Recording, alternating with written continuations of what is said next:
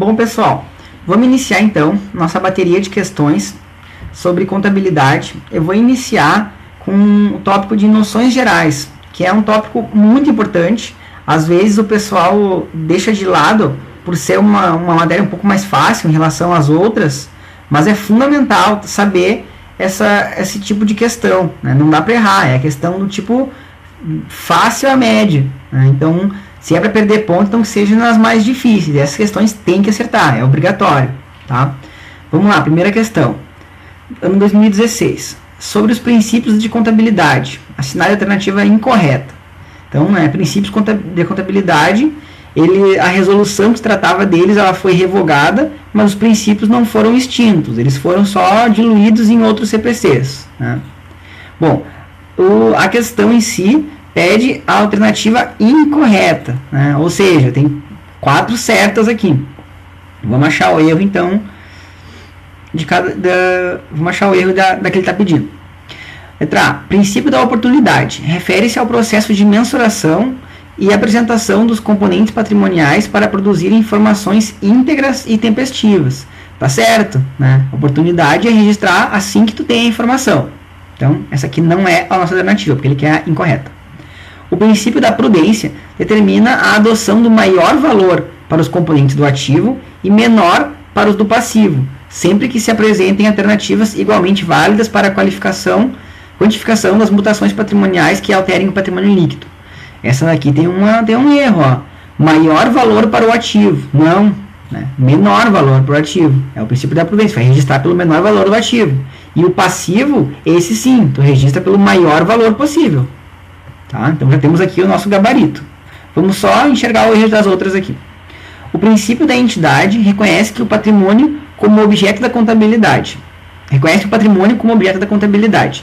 E afirma a autonomia patrimonial e a necessidade da diferenciação do patrimônio particular do patrimônio dos sócios. É certo, né? Então essa aqui não seria alternativa também. O princípio da continuidade pressupõe que a entidade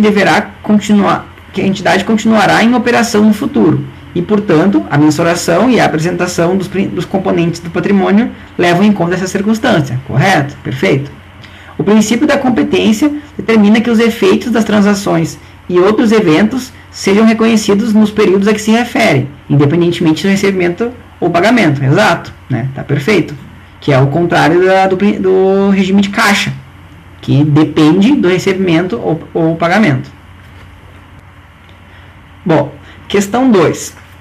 A empresa Ciência Limitada adquiriu em 1º de setembro de 2016 uma assinatura de uma revista científica para o período de 1 ano, no valor total de R$ 1.500.000, a ser pago em 5 parcelas mensais de igual valor. No encerramento do ano, ou seja, em 31 de dezembro de 2016, pelo regime de competência, em termos de resultado, a empresa apresentará em suas demonstrações contábeis. Bom, essa questão, ela tem um pega-ratão, na verdade, né? Porque é o seguinte, ele fala que essa despesa vai ser paga em 5 parcelas, né? Mas ele foca, ele evidencia que ele está querendo saber pelo regime de competência, né? E a única questão que fala em cronograma de pagamento é a letra D, mas ela fala uma obrigação de pagar de 1.200. Não, né? Se ele tem que pagar esses 1.500 em 5 parcelas, no final do ano não vai sobrar toda essa dívida aqui, né? Então essa alternativa aqui está errada, tá? Que mais? Então, a despesa paga antecipadamente, né? Porque ele assinou uma revista pelo prazo de 1 ano. Então ele tem 12 meses para ter a assinatura. Como é que a gente faz com essa despesa antecipada, tá? Ela vai ser apropriada mês a mês, tá? Então se a gente tem uma despesa de 1.500 que vale pelo período de 12 meses, então a gente vai ter mensalmente o valor de R$ 125, tá? Então isso que a gente vai apropriar mensalmente. Como já foi apropriado o mês de setembro, o mês de outubro, o mês de novembro e o mês de dezembro, são 4 meses, tá? Então, que já aconteceu 4 meses, né? E cada mês R$ 125. Logo, a gente vai ter uma despesa no ano de 2016 de R$500, tá? Aí eu acho que até já tem ali, ó, alternativa E, uma despesa de R$500. Questão 3. Em 1º de março de 2016, a empresa comercial New Orleans S.A. adquiriu mercadorias para revenda no valor de R$220 mil, no qual estavam inclusos tributos recuperáveis de 36 mil e tributos não recuperáveis de 20 mil. Com base nessas informações, em 1º de março de 2016, a contabilidade da empresa New Orleans S.A. realizou um lançamento de... Bom, então assim, quando a empresa faz uma compra de mercadorias, ela vai ter que pagar uma quantidade de tributos por essa mercadoria, né? E existem tributos que são recuperáveis, ou seja, quando a empresa faz a compra, ela paga esses tributos, e quando ela vende a mercadoria, ela tem uma quantidade de tributos a pagar, mas ela pode abater, ela pode se creditar daqueles tributos que ela pagou na compra, né? Esses são os impostos recuperáveis, tá? Então, no caso aí da empresa New Orleans, o que ela fez? Quando ela comprou esses R$220 mil de mercadoria, a quantidade de impostos que ela vai poder recuperar vai ser abatido na hora do lançamento na conta estoques, tá? Então ela pagou 220 mil, mas para o estoque não vão os impostos recuperáveis. Por quê? Porque ela vai poder se creditar depois. Então, no caso, vai ficar na conta estoques o valor de 184 mil reais. Esse vai ser o saldo da conta estoques, tá? E os tributos não recuperáveis, esse ela não tira. Então, ele pede o lançamento, né? O crédito, letra A, crédito na conta patrimonial fornecedores, no valor de 184. Não, né? Por quê? O que eu devo ao meu fornecedor são os 220 mil reais. Isso eu não posso não registrar, eu devo para ele esse valor, tá? Um débito na conta de resultados, tributos sobre vendas. Não, né? Primeiro porque não é um débito, não é na conta de resultados, tá? E não é tributo sobre vendas. Seria impostos a recuperar, impostos das compras, alguma coisa assim, né? E não seria sobre as vendas. Crédito na conta patrimonial, tributos a recuperar. Bom, a conta aqui está certa, é um tributo a recuperar, mas não é um crédito, né? É um ativo, é um direito que a empresa tem. Então, letra C também está errada. Um débito na conta patrimonial estoques, no valor de 134 mil reais. Ah, agora está certo, ó, foi o que a gente calculou aqui em cima. Ela tem que registrar no estoque o valor líquido, né? Ou seja, o valor pago menos os impostos recuperáveis. E tem alguns outros itens que também descontam. Então, essa daqui vai ser o nosso gabarito. E, na letra E, um crédito na conta patrimonial, tributos a recolher no valor de 20 mil. Essa aqui está bem errada. Não é crédito, é um débito. E não é o valor de 20 mil. Esses aqui são os tributos não recuperáveis. Então, esse vai entrar junto nos estoques. Questão 4. Considere que as empresas A, B e C apresentam equipamentos em seus balanços patrimoniais e que as destinações dos mesmos para cada uma delas são as seguintes. Na empresa A, os equipamentos se destinam para venda e o prazo médio usual de venda é de até 9 meses. Na empresa B, os equipamentos se destinam para uso próprio na atividade.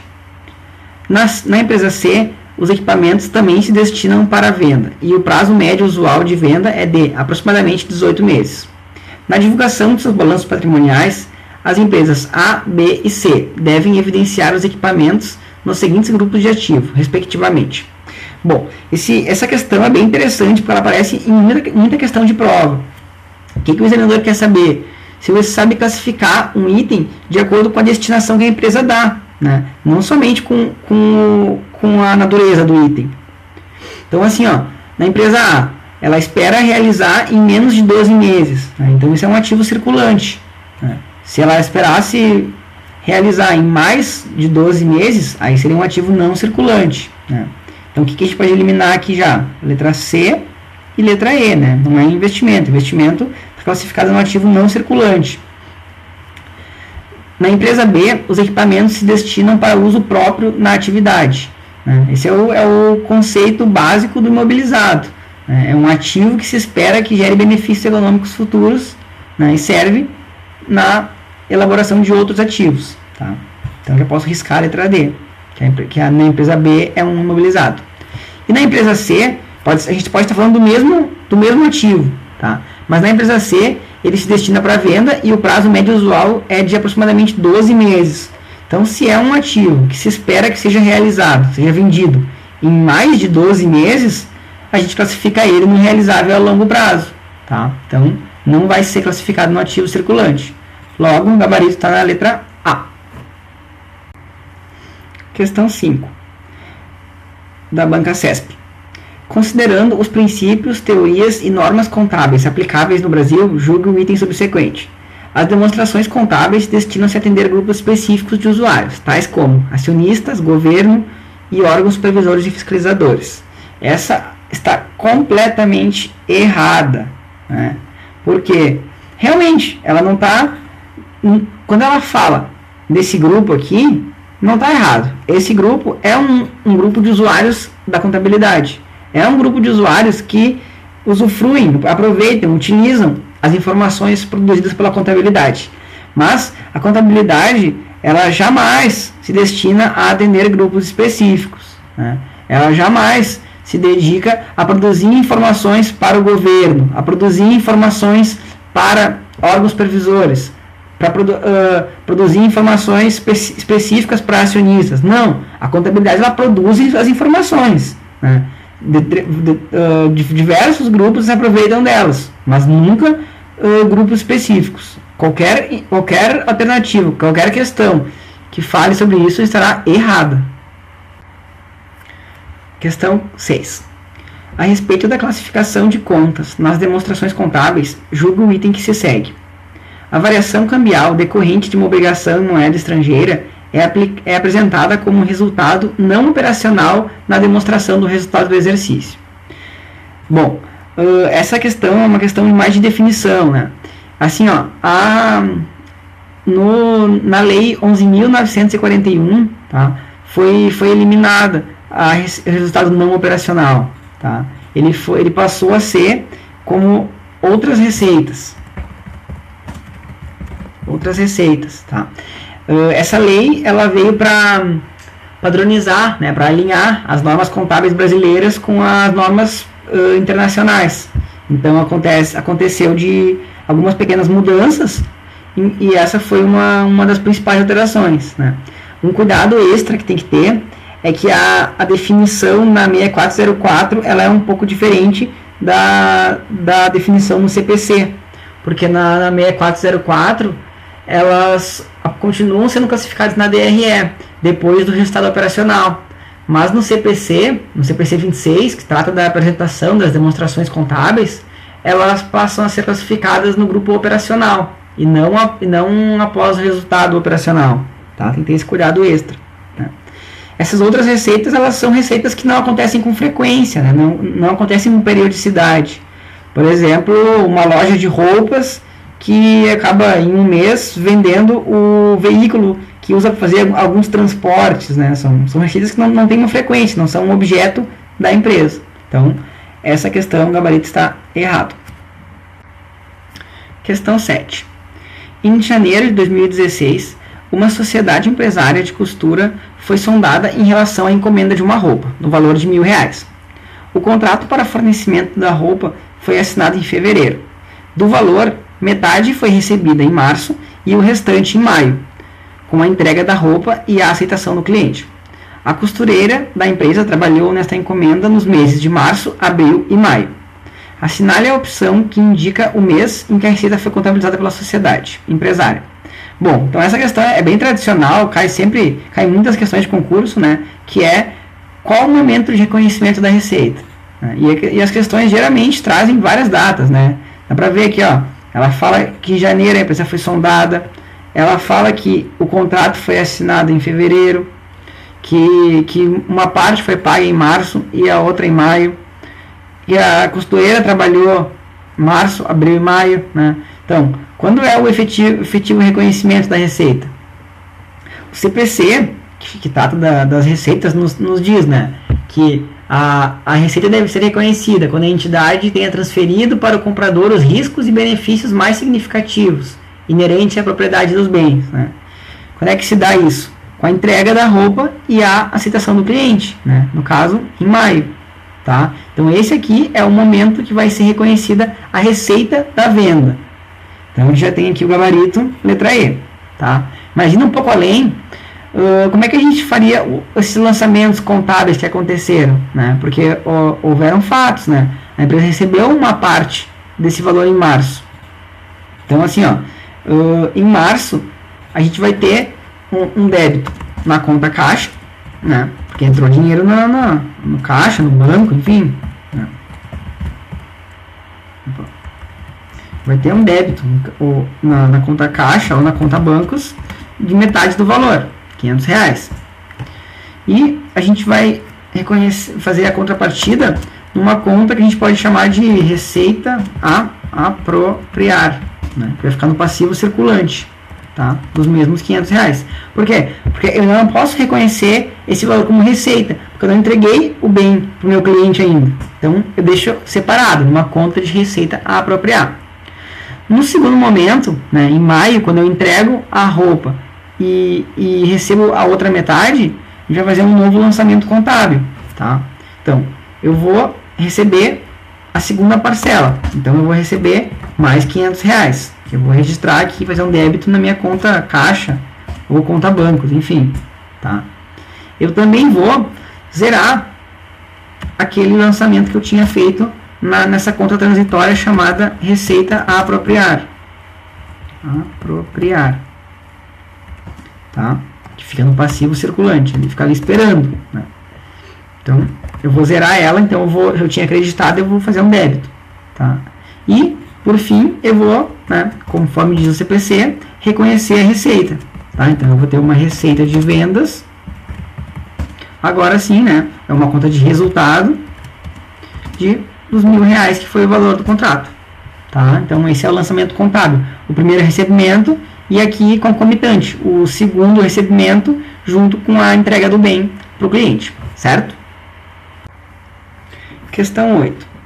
Suponha que determinada empresa, constituída sob a forma de sociedade por ações de capital fechado, tenha adquirido ações de outra empresa, mediante negociação em bolsa de valores, e não pretenda aliená-las antes de transcorridos ao menos 2 anos.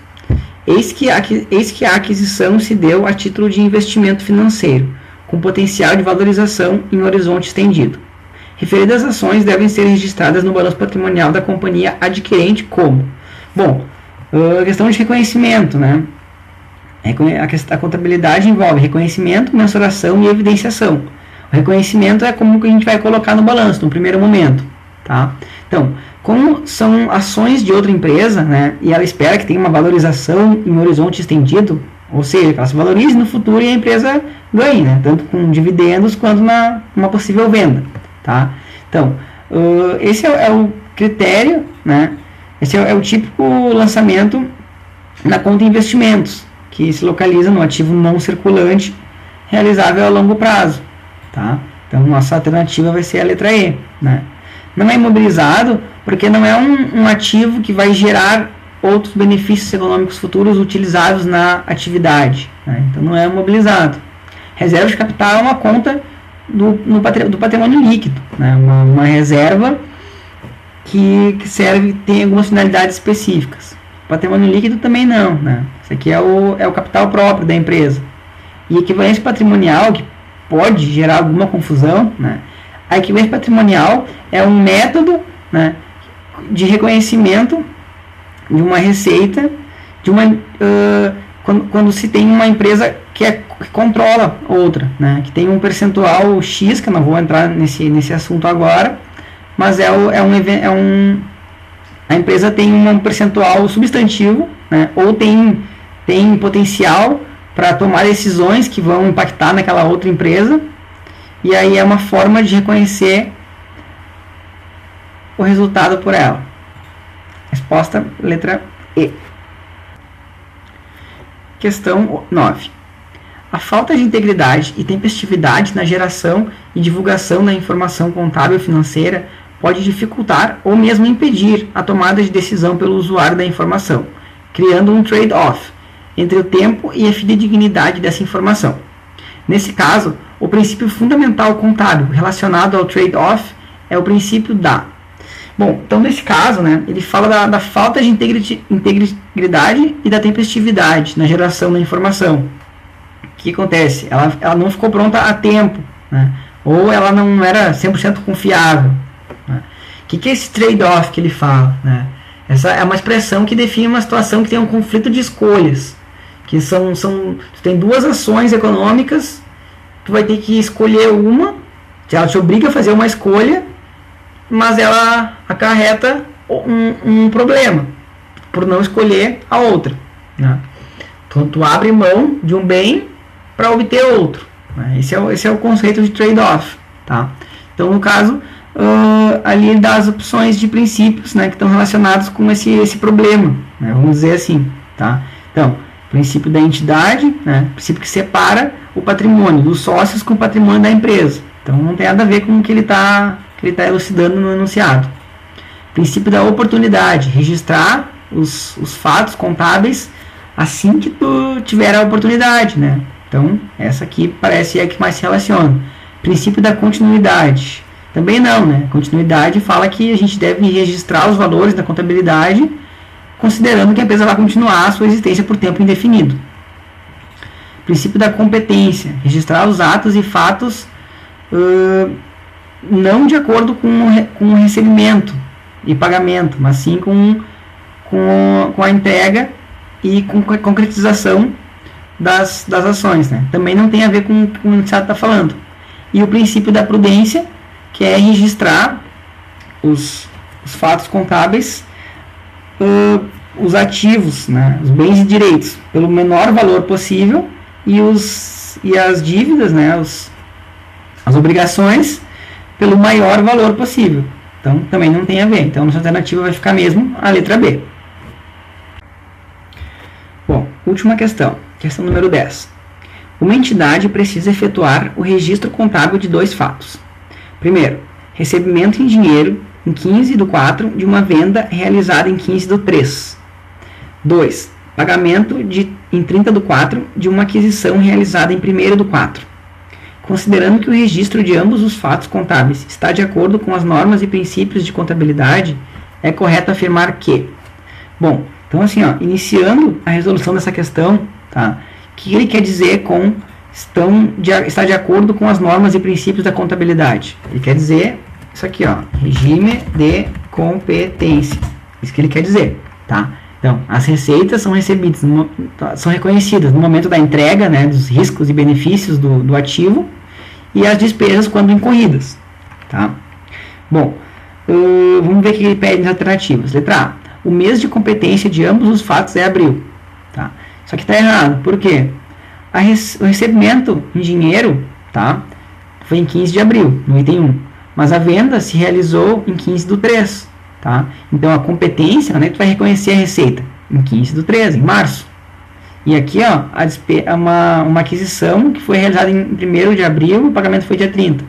Bom, tudo foi em abril, mas o reconhecimento da despesa no dia 1º, quando ela aconteceu, tá? Então, os dois não são em abril. A venda, o mês de competência é março. E a despesa, o mês de competência é abril. O pagamento causou redução no patrimônio. Também não, mas vamos ver por quê. Vamos fazer os lançamentos. Tá? Então, é o item 2. A aquisição foi em 1º/4. Então, qual foi o lançamento? Vamos dizer que foi uma aquisição de estoque. Ele comprou um estoque, tá? E o crédito, como ele não pagou no momento da compra, foi em fornecedores. Tá? No segundo momento, quando ele fez o pagamento, ali em 30 de abril, bom, aí sim, eu vou zerar aquela minha conta de fornecedores, fazendo um débito nessa conta, e vai sair dinheiro do meu caixa. Então, vou fazer um débito em caixa. Ou seja, quando eu fiz o pagamento, não teve uma mudança patrimonial, só teve uma permutação de contas. Né? Mudou. Eu zerei a conta estoques, diminuí ela, mas ao mesmo tempo diminuí a conta caixa. Essas duas se anularam, mas ao mesmo tempo diminuí a conta caixa. Então não teve uma variação no meu patrimônio. As contas só mudaram de lugar. Tá? Então a letra B está errada. O pagamento obedeceu ao regime de competência. Não, isso aqui não tem nada a ver. Né? Regime de competência tem a ver com reconhecimento, a forma de reconhecimento, o momento do reconhecimento. Tá? O pagamento obedeceu ao regime de competência. Não, isso não tem nada a ver. O recebimento da venda aumentou o patrimônio. Ó, mesma situação parecida com a letra B. Vamos fazer aqui os lançamentos. Tá? Primeiro lançamento da realização da venda. Como eu não recebi no momento que eu fiz a venda, eu vou debitar uma conta clientes que eu tenho a receber e vou fazer o crédito na conta receita. Eu já realizei a venda, só não recebi ainda. No segundo momento, no recebimento do dinheiro, tá? Então eu vou registrar na minha conta caixa, né, o valor da venda, que agora sim eu recebi ela, e vou zerar, né, vou diminuir pelo menos em relação a essa venda o que eu tinha lançado antes na minha conta de clientes. Ou seja, novamente, só tive uma permutação de contas, tá? Mas não teve efeito, não teve uma mudança no meu patrimônio, não aumentou o meu ativo mais que o passivo, tá? Então, são situações que não alteram a situação patrimonial. E a resposta então ficou a letra E. O recebimento da venda tem efeito nulo no patrimônio. Agora sim, tá certo? Quando eu recebi ela, esse segundo momento aqui, ó, não teve efeito no meu patrimônio. Teve efeito aqui. Nesses dois momentos aqui, tiveram efeito no meu patrimônio. Quando eu efetivei, quando eu realizei a venda, tá? Esse aqui teve uma mudança patrimonial, tá? É o único momento que teve. Esse daqui não teve mudança no patrimônio, uma situação nula.